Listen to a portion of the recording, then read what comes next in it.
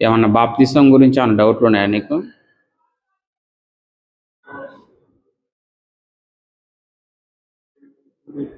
ఉమ్?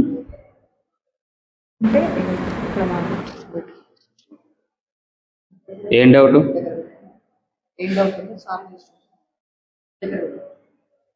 బాప్టిషన్ అంటే ఏ ఏజ్లో తీసుకోవాలంటే చాలా వరకు మ్యారేజ్ టైంలో తీసుకుంటే బాగుంటుంది. అంటే అప్పుడు వైఫ్ ఉంటుంది కాబట్టి చెడు ఆలోచనలని బట్ వేరే ఎటువంటివి ఏమి రావుగా ఆ, అని చిన్న డౌట్. అది మ్యారేజ్ టైంలో తీసుకుంటే బాగుండు, ఈ యంగ్ ఏజ్లో అవసరమా అనే చిన్న డౌట్. అంటే బాప్తిస్మము ఏ ఏజ్లో తీసుకోవాలి? యా. రెండవది, బాప్తిస్మం పెళ్ళం వచ్చినాక తీసుకుంటే ఏ కోరికలు రావు. ఓకే. అంతేగా? Okay, right, good question. మళ్ళీ బాప్తిసం తీసుకున్నాక యవనస్తులు బాప్తిసం తీసుకుంటే ఒక స్త్రీల మీద కోరిక కలుగుతుంది, అప్పుడు పక్కన పెళ్ళం ఉండదు, ఏం చేయాలి? పాపమే కదా అది. ఓకే, పాప. Yes, good question. ఓకే, మొదటిది బాప్తిసం ఏ ఏజ్లో తీసుకోవాలి? Good question. బాప్తిస్మం ఏ ఏజ్లో తీసుకోవాలి అని మనం బైబిల్ని అడిగితే, బైబిల్ని పరిశీలన చేస్తే, అపోస్తలుల బోధన కానీ సువార్తలను కానీ మనం ఆలోచన చేస్తే,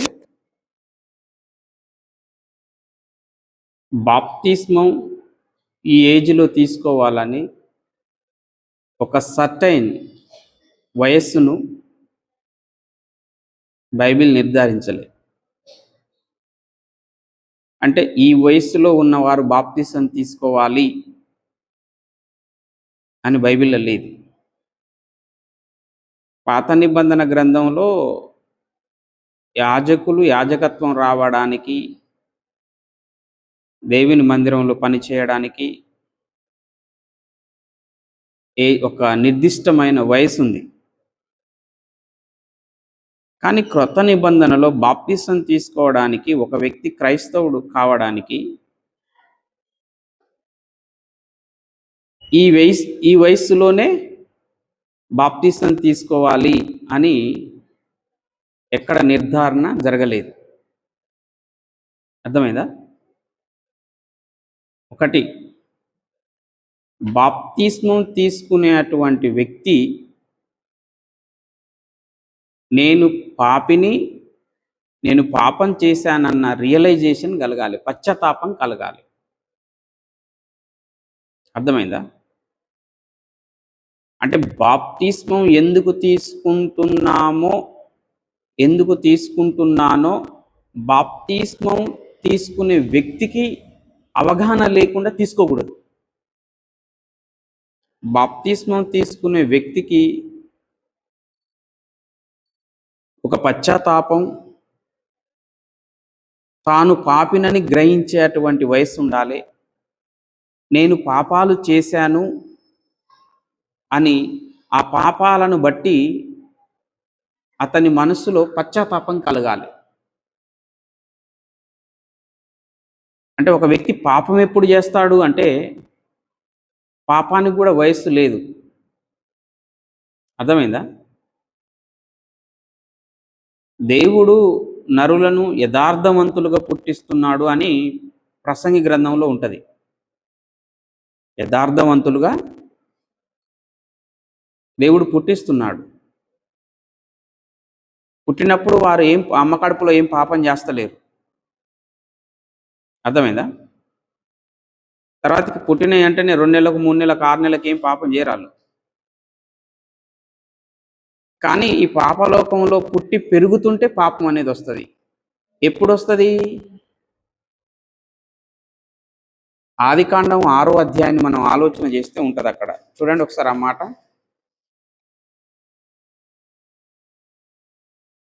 ఆదికాండం 6వ అధ్యాయంలో ఏముంటుందంటే,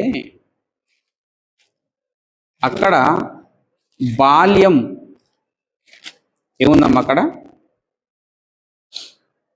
నరుల చెడుతనము ఆ,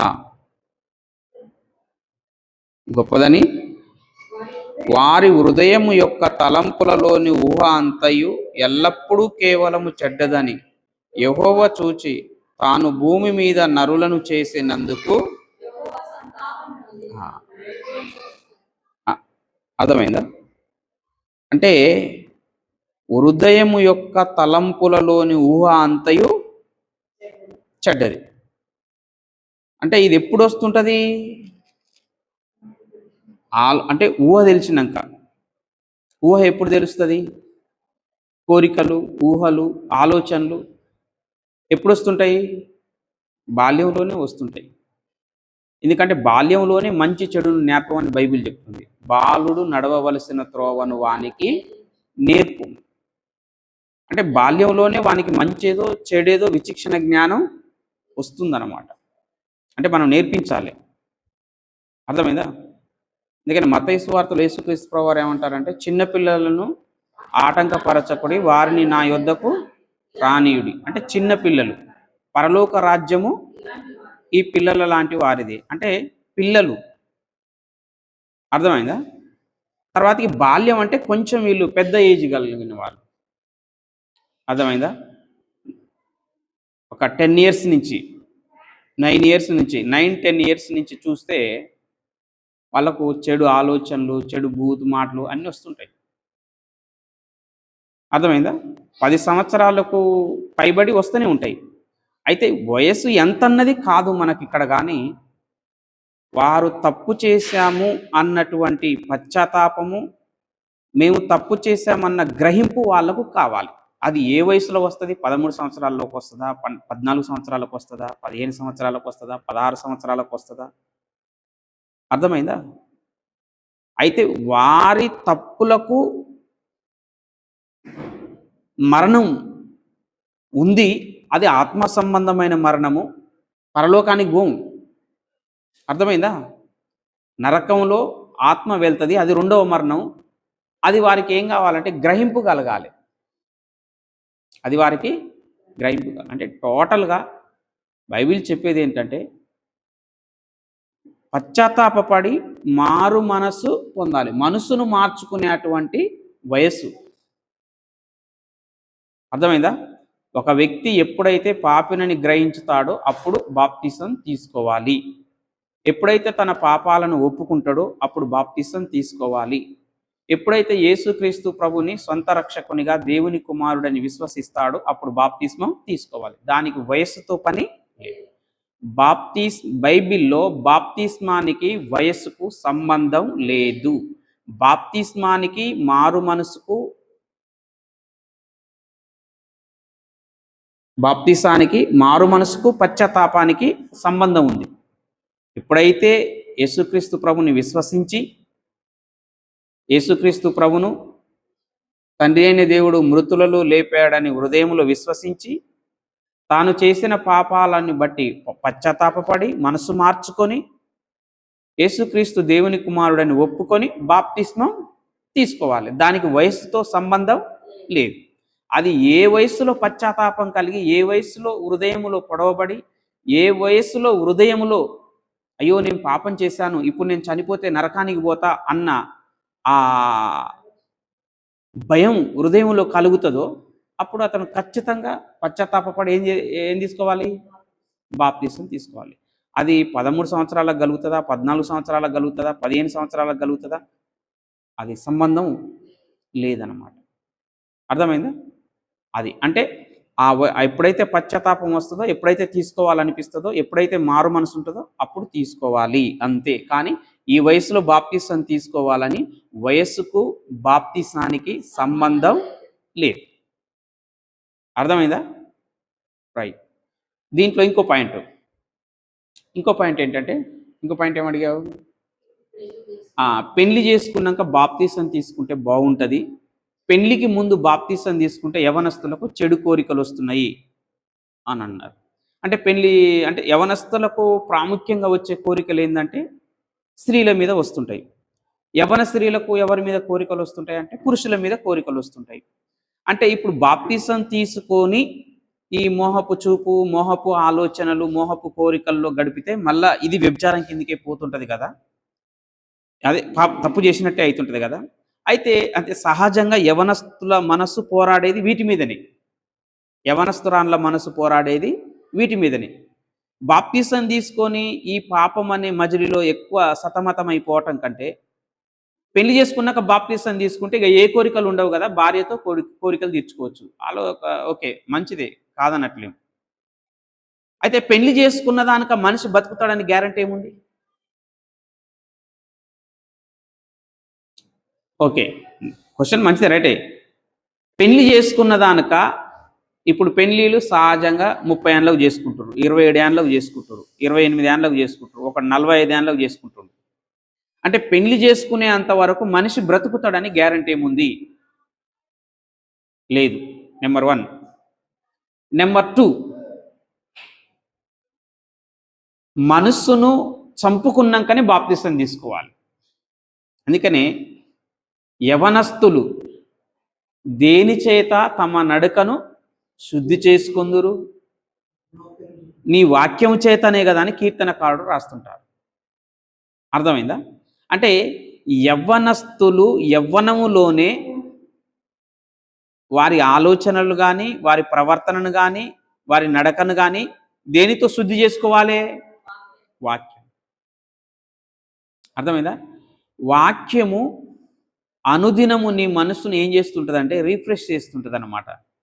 ఆలోచనలను, కోరికలను, హృదయం యొక్క తలంపులను ఏం చేస్తుంటుంది? ఎప్పటికప్పుడు రిఫ్రెష్ చేస్తుంటుంది అన్నమాట. అర్థమైందా? అంటే మనిషి ఎప్పుడు కూడా ఎక్కువ శాతం ఒంటరితనంతో ఉండొద్దు, పని లేకుండా సోమరిగా ఉండొద్దు. ఎందుకంటే సోమరితనం, ఒంటరితనం పాపానికి కారణం, పాపం చేయడానికి హేతు. సోమరితనంగా ఉండొద్దు, ఒంటరిగా ఉండొద్దు. ఇవి రెండు ఉంటే అప్పుడు చెడు ఆలోచనలు, చెడు కోరికలు, చెడు తలంపులు వస్తాయి.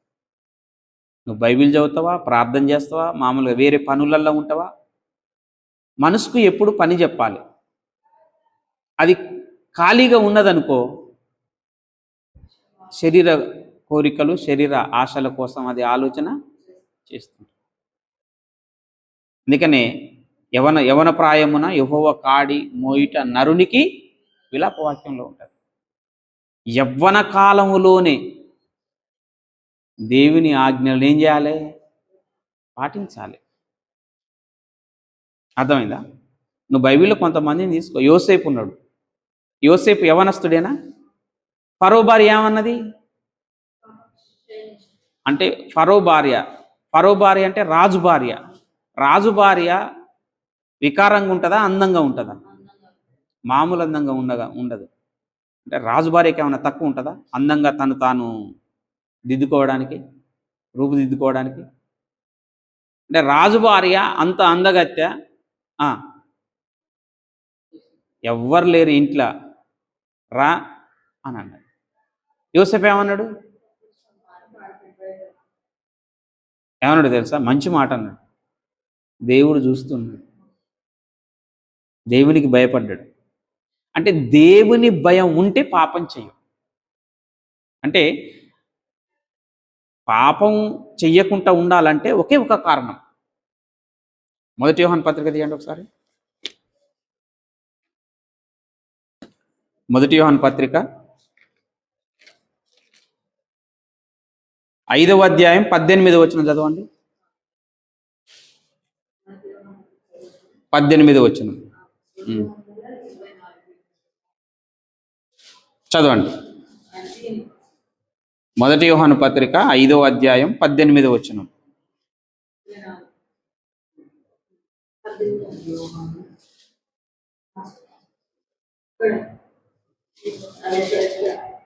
చదవండి, ఎవరైనా కాదు. దేవుని మూలముగా పుట్టియున్న వాడెవ్వడును పాపము చెయ్యడని ఎరుగుదుము. చాలు. ఏందంట? దేవుని మూలముగా పుట్టిన వాడెవ్వడును పాపము చెయ్యడు. దేవుని మూలముగా పుట్టినవాడు తను తాను భద్రము చేసుకొనును గనక దుష్టుడు వాణ్ణి, చూసావా? అంటే బాప్తిసం తీసుకుంటున్న వ్యక్తి ఎవరి మూలంగా పుట్టాలి? దేవుని మూలంగా పుట్టాలి. అది యవన వయసు అయినా సరే, నువ్వు యవనస్తుడవైనా యవనస్తురాలు అయినా, యేసుక్రీస్తు దేవుని కుమారుడని నువ్వు విశ్వసిస్తే శరీరాన్ని జయిస్తావు, శరీర కోరికలను జయిస్తావు. దేవుని మూలంగా నువ్వు నిజంగా పుడితే పాపం చెయ్యు, దుష్టుడు నిన్ను ముట్టడు. నిన్ను నువ్వేం చేసుకుంటావంట? అర్థమైందా? అంటే గుర్తుపెట్టుకోండి, దేవుని మూలముగా పుట్టిన వాడెవ్వడును అర్థమైందా? అంటే యవనస్తులలో ఏముండాలి? దేవుని వాక్యం ఉండాలి. అందుకనే యోహాను రాసిన పత్రికలోనే 2వ అధ్యాయంలో ఉంటుంది చూడండి. 2వ అధ్యాయంలో 13వ వచనంలో అంటాడు, తండ్రులారా మీరు ఆది నుండి ఉన్న వానిని ఎరిగి ఉన్నారు గనక మీకు రాయిచున్నాను. యవనస్తులారా మీరు దుష్టుని జయించుచున్నారు గనక మీకు వ్రాయిచున్నాను. ఎవరు దుష్టుని జయించేది? యవనస్తులు. అంటే యవనస్తులకున్న అపోహ ఏంటంటే, మా యవ్వన ప్రాయం అయిపోయినాక బాప్తిసం తీసుకుంటాం, పెళ్ళం వచ్చినాక. యవన స్త్రీలకు కూడా ఏంది? మాకు భర్తలు వచ్చినాక బాప్తిసం తీసుకుంటాం. ఎందుకు? యవన ప్రాయంలో తప్పిపోతాం కనుక బాప్తిసం తీసుకోవద్దు అన్నది ఒకటి ఉంది ఆలోచనలో. అది తప్పు.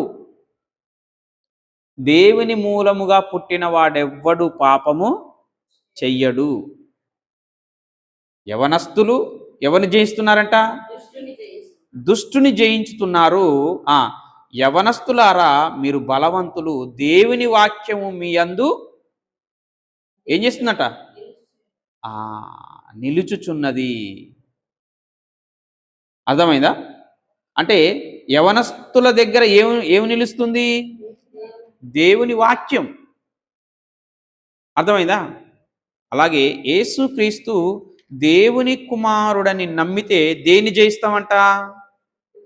ఈ లోకాన్ని జయిస్తున్నామంట. అర్థమైందా? దేన్ని జయిస్తున్నాం? ఈ లోకాన్ని జయిస్తున్నాం అన్నమాట. యేసుక్రీస్తు దేవుని కుమారుడని నమ్మితే ఈ లోకాన్ని జయించుతున్నాం. అంటే ఇప్పుడు మీకు ఏమర్థమైంది?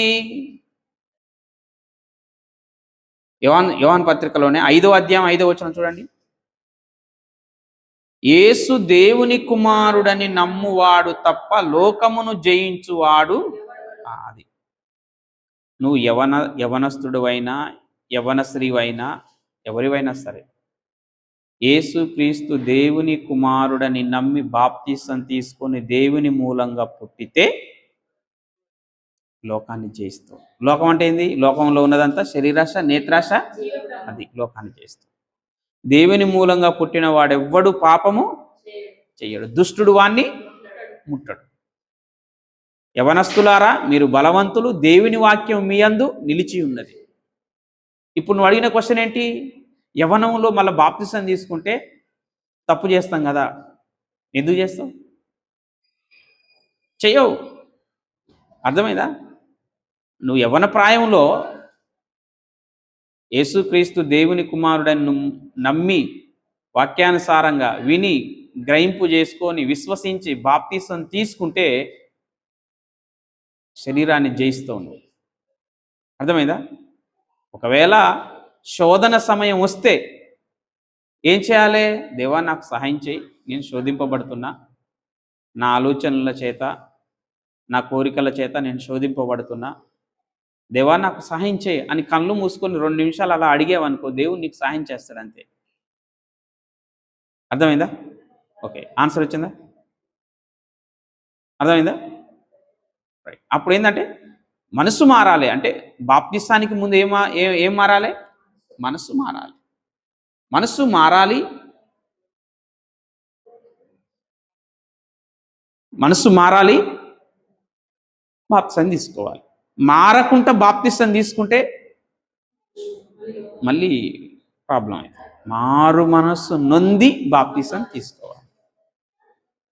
ఓకేనా? రైట్.